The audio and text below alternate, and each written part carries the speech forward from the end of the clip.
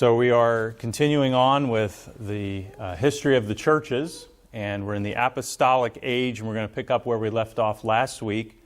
And the Bible says to earnestly contend for the faith once delivered to the saints. And what is the faith? Well, the first and foremost aspect of what the faith is the faith of the gospel. It's the gospel of Jesus Christ, but there is still so much more as far as what people have fought for, what people have stood for, the truth of God's Word that they've stood for over the centuries and really over thousands of years. And so what is that faith? And that's what we're going to be looking at today, or continuing on today. And so the next part of the faith that people stood for over the years, that they really, this one seems like it doesn't seem like as an important Bible doctrine. It's not the deity of Christ. It's not the salvation by grace through faith. It's not even about baptism. It's not even about the Word of God. It's not about there's the variety of those more theological topics. But this is one. If you look at the ramifications, you look at the consequences as to whether or not someone believes this. It really has great consequences. And so the next one that we're going to look at and start with today is the separation of church and state. The separation of church and state. And there's been a lot of debate about that over the years. But turn to Romans chapter 13. Romans chapter 13. Romans chapter 13. There, and even the passage Romans chapter 13 is subject of a lot of debate and used by different people to support maybe different positions. They'll say, and let's just use more recent examples. We need to, if the government says not to have church services, we need to obey the government because of Romans chapter 13. If the government says to wear a mask, we need to obey the government because of Romans chapter 13. But then other people will say, no, we're going to have church and we're not going to wear a mask because the Bible says we ought to obey God rather than men. So which one's right? Which one's right? And that's a good question. But I want to try to focus on this passage with the understanding of separation of church and state, or with that in mind, separation of church and state. And there's some even just that phrase. What does it mean? Does it apply to America today? Do we have separation of church and state? And that's really an appropriate subject for Independence Day weekend. And what you'll find is that the short answer is yes, one of the characteristics of the faith is separation of church and state. But we need to define it properly. The separation of church and state does not mean that you remove all references to God out of society. It does not mean that you remove that you have to remove prayer from public schools or remove the Bible from public schools because that's establishing religion.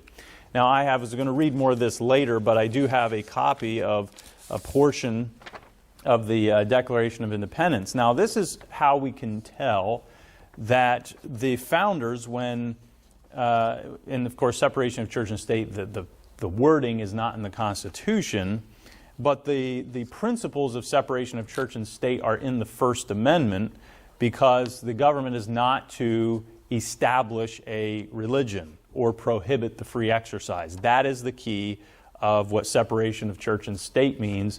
It means that the government should not be coercing people or forcing people to be part of a certain religion, saying this is the state religion. They should not be imprisoning, punishing those who don't go along with the state religion, because there shouldn't be a state religion. That's what separation of church and state means.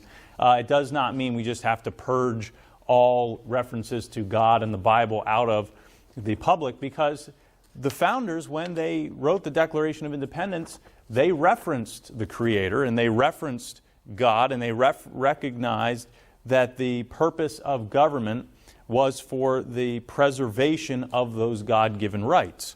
And so that's not, so if those, the same people who signed that document also believed in keeping the church and state separate. They did not have in mind to just purge God and the Bible out of society. America was founded with the idea, even though many of the founders were not necessarily big fans of organized religion. Part of it was because of what they had seen probably in the previous 100 or so years of the lack of separation of church and state in the colonies. And they had seen the battles that take place because of the different religions.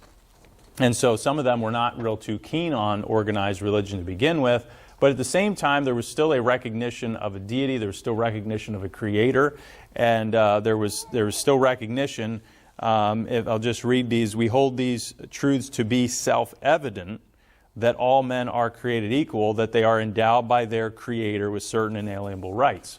And among these are life, liberty, and pursuit of happiness. That to secure these rights, governments are instituted among men, deriving their just powers from the consent of the governed. And I'll read more of that later in the morning service. But the point of it is that they recognized where rights come from. They recognize where equality comes from, that everybody is, as a human being, everybody is of equal value because we all come from the same Creator. Then the purpose of government is to secure those rights. Now, when you don't have separation of church and state, that is not a securing of those rights. The securing of the rights is for people to have the liberty to worship freely, to practice their religion freely. That is the preservation of the rights of liberty of conscience, and that was something that was not part of the colonies before America's official founding.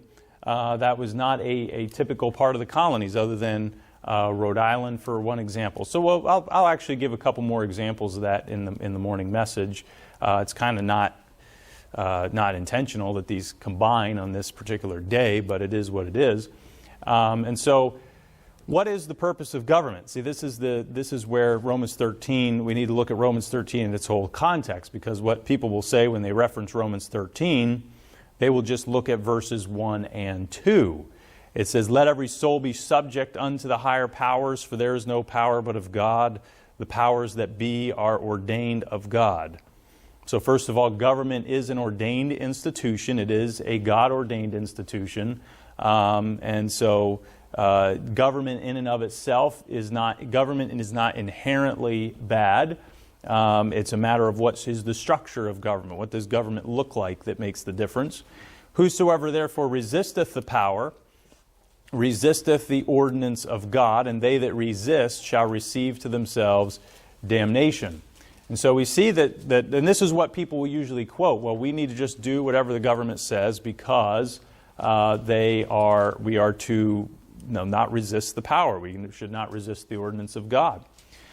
We should be subject unto the higher powers. And so it's very clear right here. And also think about the time period in which people are living. He's writing this to the Romans. Not everything in the Roman Empire was all wonderful either. But he told them, let every soul be subject unto the higher powers. But we have to read the following verses really to get the full scope of this, because when you start with verse 3, you recognize what God has intended government to accomplish. It says in verse 3, "For rulers are not a terror to good works, but to the evil. Wilt thou then not be afraid of the power? Do that which is good, and thou shalt have praise of the same. For he is the minister of God to thee for good. But if thou do that which is evil, be afraid, for he beareth not the sword in vain. For he is the minister of God, a revenger to execute wrath upon him that doeth evil. Wherefore ye must needs be subject, not only for wrath, but also for conscience sake. For this cause pay ye tribute also, for they are God's ministers, attending continually upon this very thing. Render therefore to all their dues, tribute to whom tribute is due, custom to whom custom, fear to whom fear, honor to whom honor." And it goes on, "Owe no man anything." And so the whole purpose of government is for the punishment of evildoers. It's for the restraint of evil. It is to be a terror to the evil works.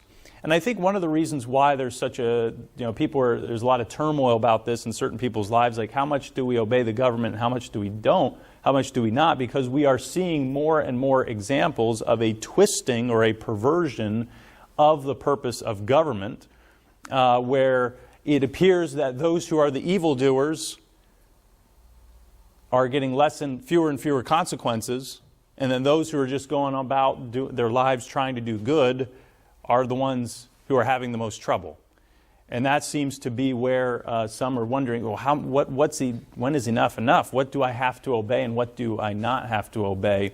And the simplest answer I can give, like I said, it's important to view this thing in all its context, is that if the government is doing something that is not a punishment for doing good, is not trying to prevent you from doing good, then that is, we should put it this way, we should have a bent and a desire to obey government, to obey those that are the higher powers. Now, what's interesting and challenging in some ways in our country is what happens when the higher power is, for us, the Constitution. That's what our powers that be right now should be following and honoring. What happens when they don't follow the Constitution? And so they're doing things that you say are unconstitutional. And that's something that in each situation we really need to examine. I am one that if there is something, you have to choose, what are you willing to, what hill are you willing to die on? What are you willing to, what hill are you willing to, give up and sacrifice? I myself, unless push came to shove in some other area, my highest priority, if I'm going to be defying the government in some way, it's going to have something to do with the free exercise of my religious beliefs. That is where I'm willing to, if there's something that the government is overstepping their bounds based on the laws we have, then that is more the issue. And there are other issues, but it can be more challenging when there are things that are turned on their head. There are district attorneys who are, even particularly the one in Suffolk County there in Boston, who basically they've come right out and said, we're not really even looking at prosecuting misdemeanors. They're just kind of turning a blind eye toward petty crime, and that's more and more common in some of these cities where they're just they're not interested in being a terror to the evildoers. But statistics have shown, as far as I know, the evidence has shown that the petty crime, when you let the petty crime go, that's going to lead to bigger crime as you go on. And so what happens when government is not fulfilling its God-given place, its God-given responsibility? That's when there becomes confusion and conflict and division, and unfortunately we are to a certain degree at that point.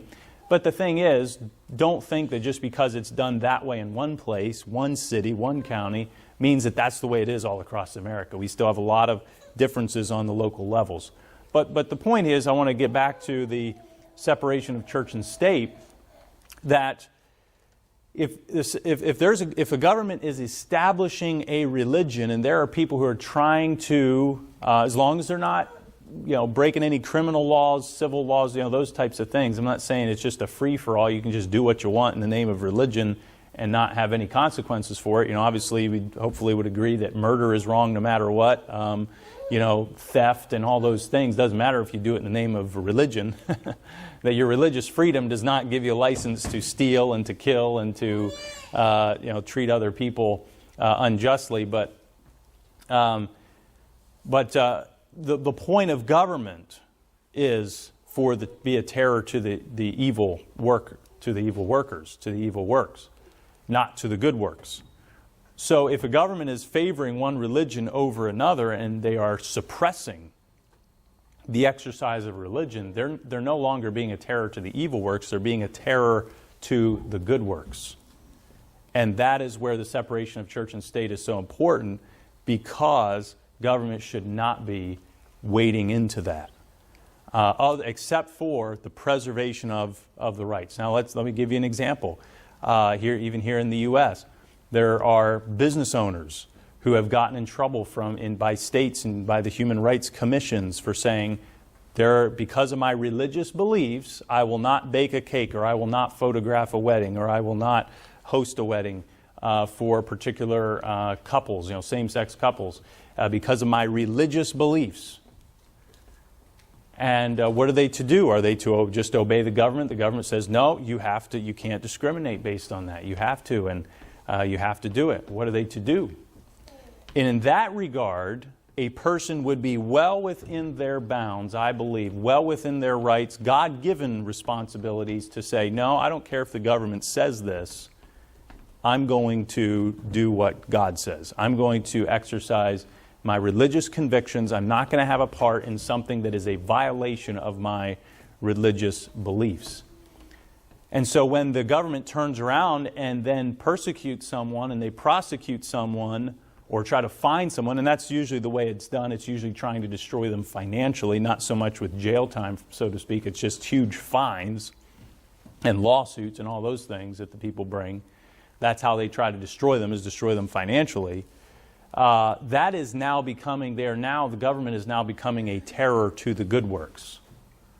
Those people, they can go somewhere else and get their cake made. It's a free country, and I'm sure there's someone else who will gladly make a cake for them. There's someone else who will photograph their wedding. Why do they push the issue with that one photographer, that one baker? And so in that regard, what would you do? Well, the government says I have to do this.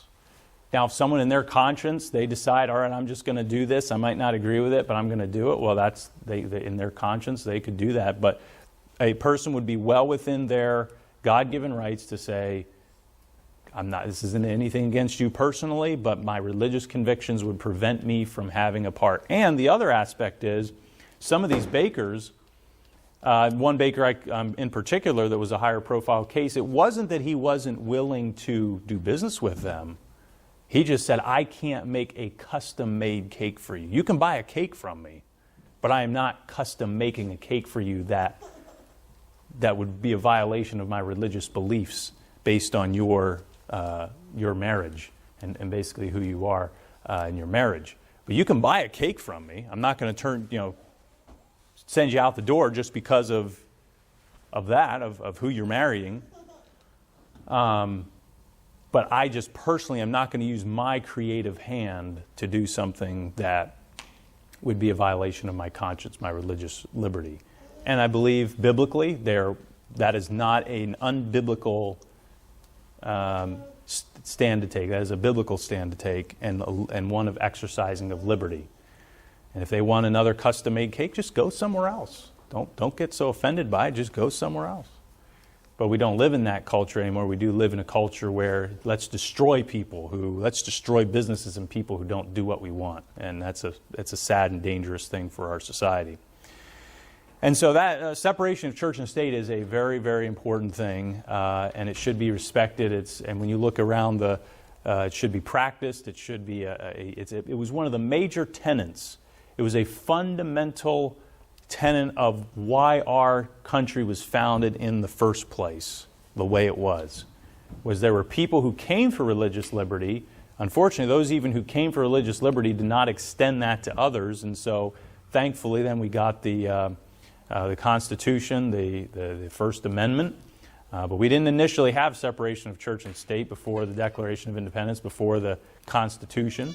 But other than in Rhode Island particularly, and then there were also Baptists in Virginia who were greatly advocating for religious liberty because of the persecution they were facing as well. And so thankfully, we have that. That's a fundamental aspect of the faith. And you might think, is this as important as the deity of Christ? I mean, it depends what category you put it into. How do you measure which is more important? Because, of course, the deity of Christ, you could say, is more important. And in a certain regard, obviously, believing that Jesus is God. But as far as just the practical outworking of our lives, separation of church and state is tremendously important. And so we should be thankful for that in America, that to a certain degree we still do have that. There are people who obviously stretch it too far. It sometimes gets stretched too far in the courts and in society and in government by just trying to keep God out. Let's throw the Ten Commandments out of the courtroom and throw the Ten Commandments out of the classroom. Certainly that. Having the Ten Commandments in a classroom or in a courtroom is not an establishment of a religion. That's what our laws are based on. Thou shalt not kill. Thou shalt not steal. I mean, what other foundation is there that our laws are based on if we don't regard the Ten Commandments? And so that's a very important one. Now speaking of we ought to obey God rather than men, in Acts chapter 5, verses 27 through 29, and when they had brought them, they set them before the council, and the high priest asked them, saying, Did not we straitly command you that ye should not teach in this name? And behold, ye have filled Jerusalem with your doctrine, and intend to bring this man's blood upon us. Then Peter and the other apostles answered and said, We ought to obey God rather than men. So the point of Romans 13 is we should have a desire, and the Bible even says, As much as lieth within you, live peaceably with all men. We should have a desire, we should have a bent to obey those that have be subject to the higher powers.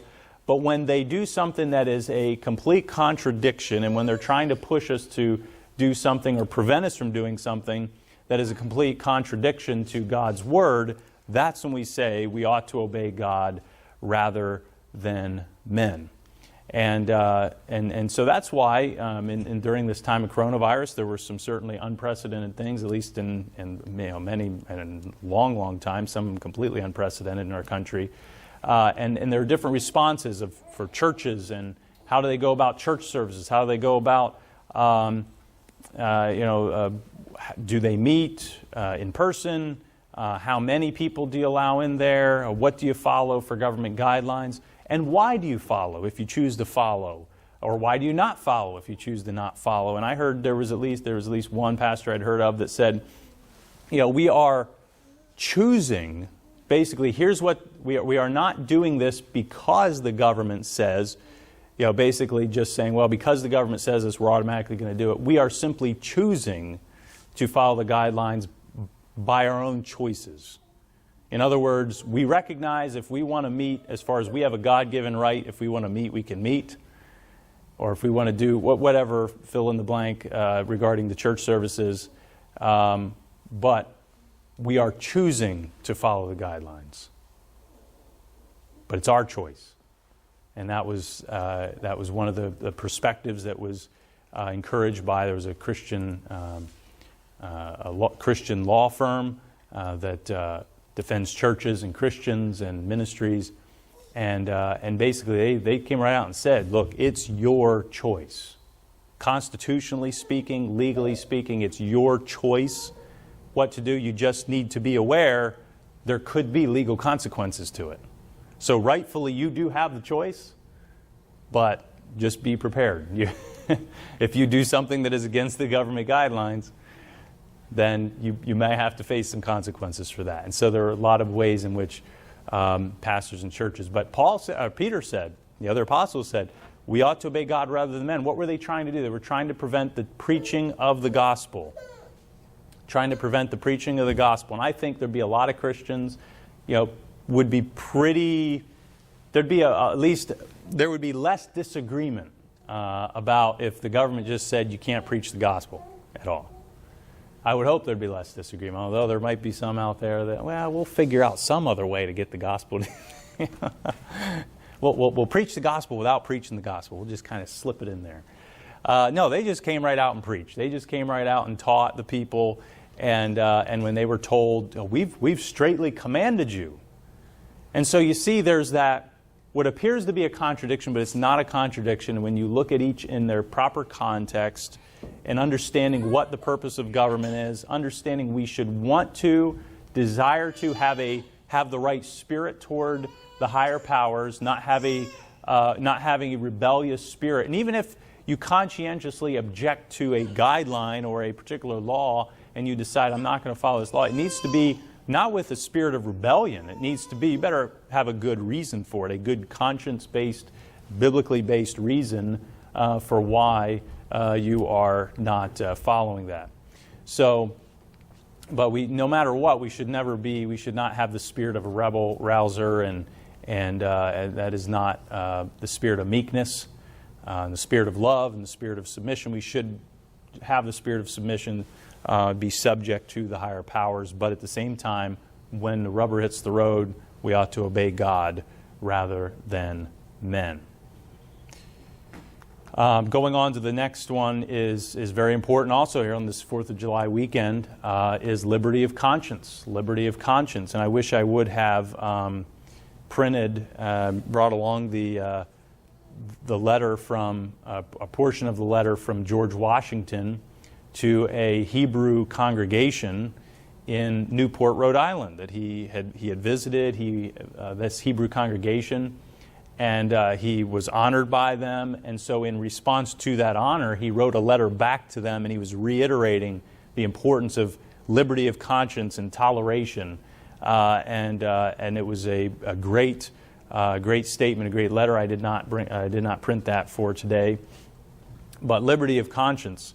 Mark chapter 9, verses 38 through 40, and John answered him, saying, Master, we saw one casting out devils in thy name, and he followeth not us, and we forbade him, because he followeth not us. But Jesus said, Forbid him not, for there is no man which shall do a miracle in my name that can lightly speak evil of me, for he that is not against us is on our part. And what did Jesus say to John? Oh, John, you better force him. You better force him to come follow us. No, he didn't. He just said, if he's not against us, he's on our part. If he's doing something in my name, he's for me.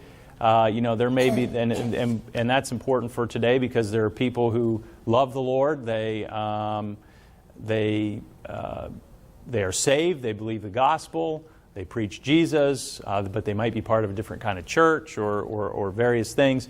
It's not up to a particular church or individual to basically force people to say, you have to be one of us. It's liberty of conscience. If people choose to be, then, when it comes to being part of this church, yeah, there are certain things doctrinally you need to be on board with. You need to be on board with the doctrine, but nobody is forced to join this church. Don't force anybody to. It's your choice. It's a choice to say, all right, I want to be part of this, I'm on board, and but not forcing people. And that was the one thing that was lacking in the Massachusetts Bay Colony with the Puritans. It was one of the things that was lacking with the those who were just still Anglicans, that were not separating or trying to purify the Anglican religion, Church of England.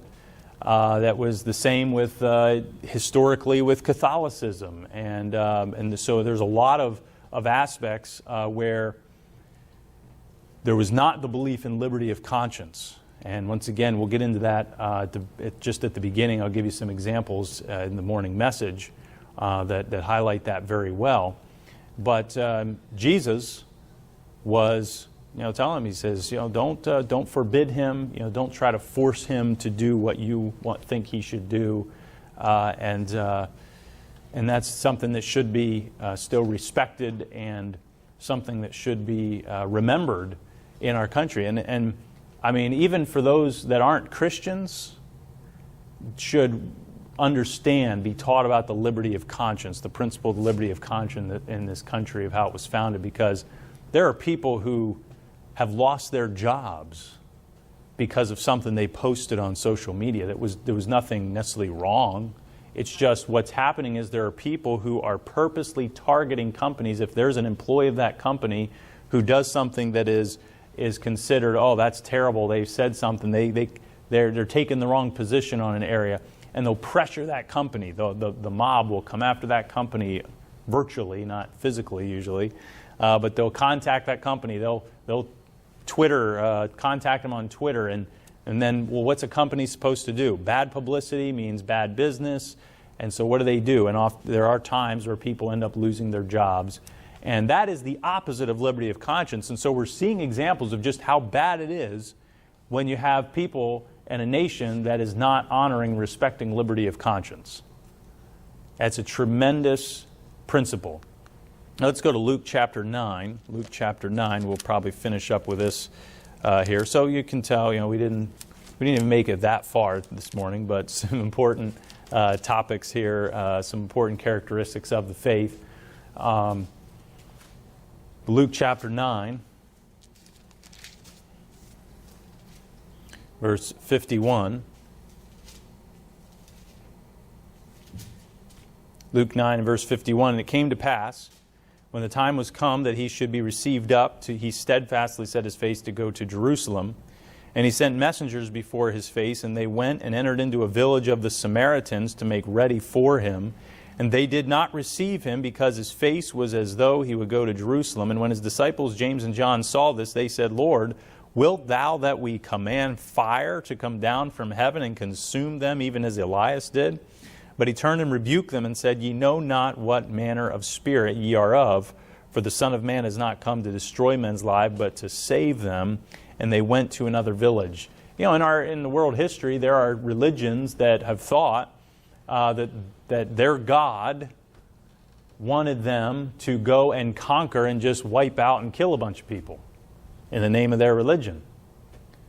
And that has actually given people a really bad taste if that is their view of what religion is about, or even it was done in the name of Christianity, that we're to conquer the world for Christ, or we're going to set up our religion all around the world.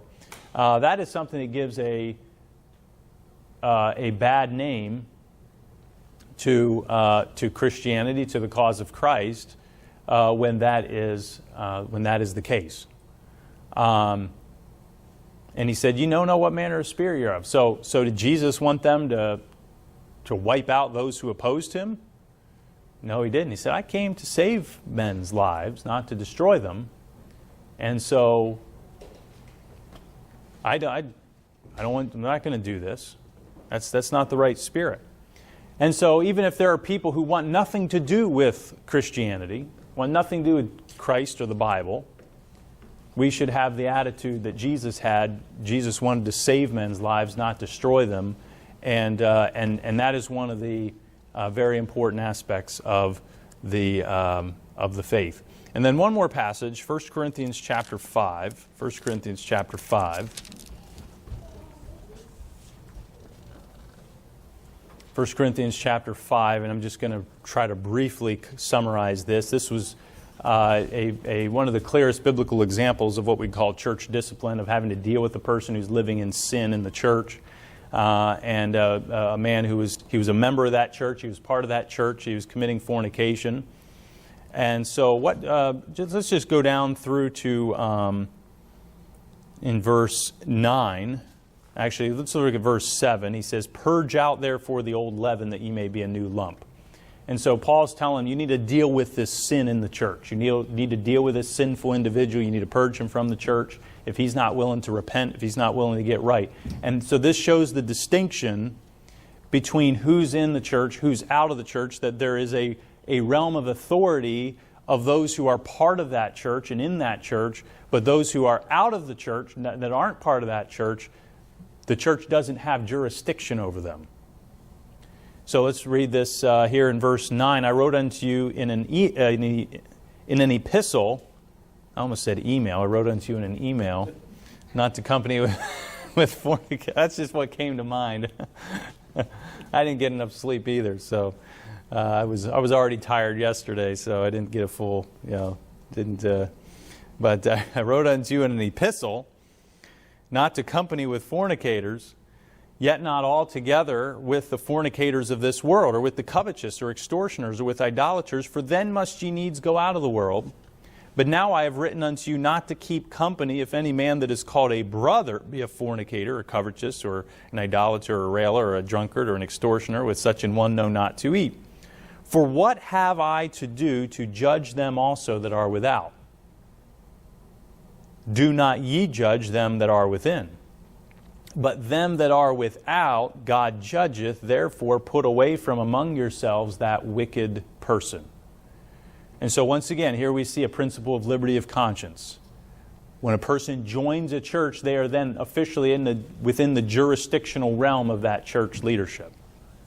But when people are not part of that church, If someone's a fornicator who's just a person out on the street, average person, maybe they even come in for a service or two at times, and they're a fornicator, the church doesn't have any jurisdictional realm over them. Now, if they cause a disruption or a problem in the service or among the people, then yes, that's where the jurisdictional realm comes in, because the pastor has to be looking out for his people, his church. He has to be watching over and guarding against wolves that would come in. But I have no jurisdictional authority, God-given jurisdictional authority over anybody who's not part of this church.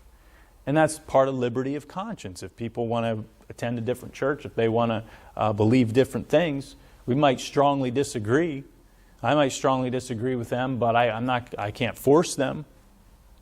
I can't force them, and it's a dangerous thing when the government then starts to coerce people, which has been a big part of history, to coerce people in a certain way to believe certain things. And our country was founded with the spirit of liberty, and it's just that simply government is meant to preserve the rights of individuals, not to be ones who, the government does not give us our rights. The government recognizes, or should be. It doesn't mean many in our government don't think this way, but unfortunately many Americans don't think this way. But government is not meant to give us our rights. Government just simply recognizes our God-given rights and then protects them.